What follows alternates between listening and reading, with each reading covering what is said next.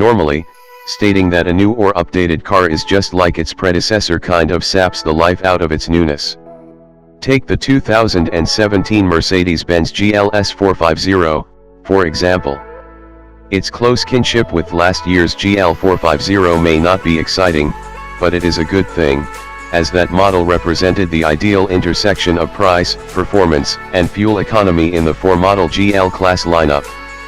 For 2017, that family stays the same aside from a minor name change to GLS class and subtle cosmetic updates inside and out.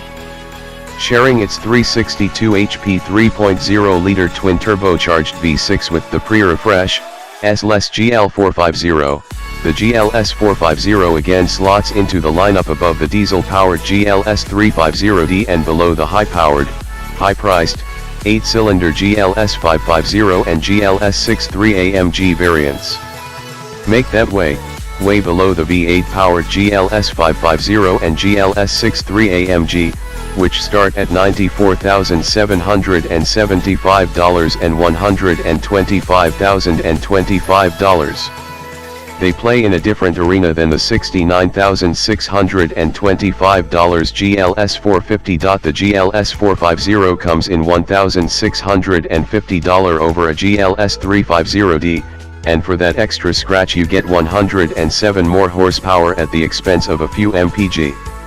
The EPA, however, has yet to certify the 17 GLS 350D, likely the result of a federal investigation into possible emissions test irregularities, making the GLS 450 look like an even better proposition. We have yet to test the 2017 model GLS 350D or GLS 550, but against the slightly less powerful, pre-refresh, GL 350 diesel and the GL 550, the GLS 450 compares favorably. The GL 350 Blue Tech reached 60 miles per hour in 7.5 seconds and returned 22 mpg, while the GL 550 accelerated to 60 miles per hour in 5.4 seconds but delivered a dismal 14 mpg. Aside from their new 9-speed automatic transmission shared with the GLS 450, the 17 GLS 350D and GLS 550 aren't expected to perform much differently. For its part, the new GLS 450 smoked to 60 miles per hour in 5.7 seconds, just a tick behind the 550, while its observed 18 mpg was much closer to the diesel than to the V8. Those in slightly less of a hurry could argue a strong case for the diesel, as well. Receiving transmission. The GLS 450's new transmission is dubbed 9G-tronic. Its first 7 gears sport shorter ratios than all 7 speeds in the old transmission. Compared with the 2015 GL450 we tested last year, the GLS 450's spicier gearing enabled it to reach 60 miles per hour 0.2 seconds quicker and post snappier 30 to 50 mph and 50 to 70 mph passing times. Some credit for this specific GLS 450's extra zip could be attributed to its lack of optional extras, which made it weigh 207 pounds less than that 2015 GL450. A straighter line can be drawn between the new transmission and the GLS 450's enhanced fuel economy. The 2 extra gears, both of which are taller than 7th gear in the old transmission, are responsible for nudging the GLS 450's EPA highway fuel economy estimate northward by 1 mpg, to 22 mpg. The city estimate remains 17 mpg. We saw a bigger improvement, as the 18 mpg GLS 450 notched over a few hundred miles topped the 2015 version by 2 mpg. Better still, the 9G-tronic's tall gearing keeps engine revs low at highway speeds, and it behaves nearly flawlessly in the default comfort mode, save for a tendency to select too high a gear when downshifting unless the throttle is really booted. There is a sport mode, but it's slightly too eager, waking up the transmission as though one of those jitter-inducing energy drinks often found at mini marts were poured into the electronics.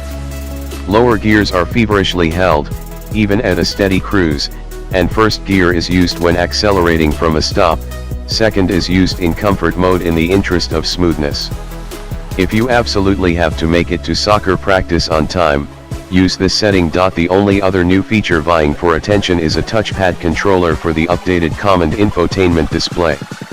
The touchpad, which operates via finger swipes and taps like a smartphone screen, works as well here as it does in other Benz products. But mostly it presents yet another choice for manipulating the command menus in addition to a knob, steering wheel controls, and voice commands. The dynamic story. All else being pretty much equal to the GL450, it's little wonder that this model's core competencies carry over.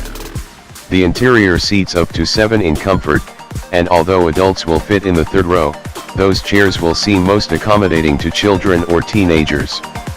Air springs are standard, and while this suspension dulls the SUV's initial responses, there is some body roll in corners. It also makes any road surface feel as if it's made of memory foam.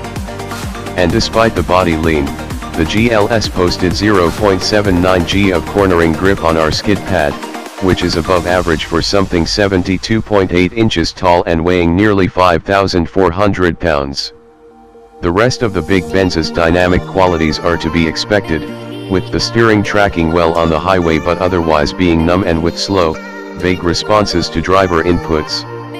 The brakes earn similar marks. The pedal feels reassuring after you pass through a brief squishy zone at the top of its travel, but the GLS450's 186-foot stop from 70 miles per hour is merely okay for this class. Really, though, the only dynamics that matter are the GLS450's highway manners. We took it on a half-day trip from Ann Arbor to the west side of Michigan and back, and the most grueling part of the journey was the sunburn we got at the beach.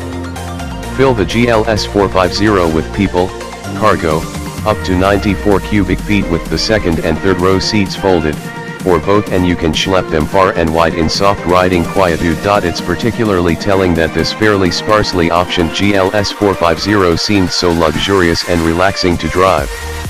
Outside of a few individual bits such as a trailer hitch, $575, temperature-controlled cup holders, $180, illuminated running boards, $670, a heated steering wheel, $250, and power-flipping second-row seats, $400.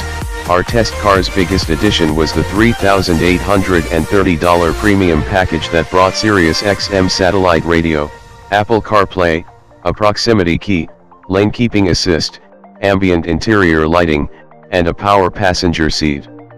A $1,290 parking assist package, a self-parking system and a surround view camera, and the rather droll combination of iridium silver paint, $720, and dark anthracite poplar wood trim, $160, that barely stood out in the all-black MB Tech pseudo leather cabin brought the total to $78,550. Nearly $80,000 is slightly richer than a base, four-wheel drive Cadillac Escalade, a rig that's closer to the GLS450 in size and general SUV-ness than the more car-like Audi Q7 and Volvo XC90. The body-on-frame Escalade also happens to be slower, worse to drive, less fuel efficient, and less roomy for people and cargo, which sets up an opportunity for the GLS450.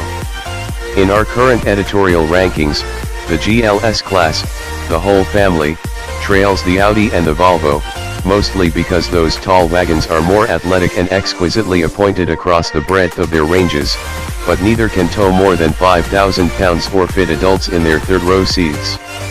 If you need a practical and well-rounded luxury SUV, the GLS450's 7,500-pound tow rating and ability to actually fit 7 humans in its boxy body mark it as not only the sweet spot in the GLS lineup, but in its class.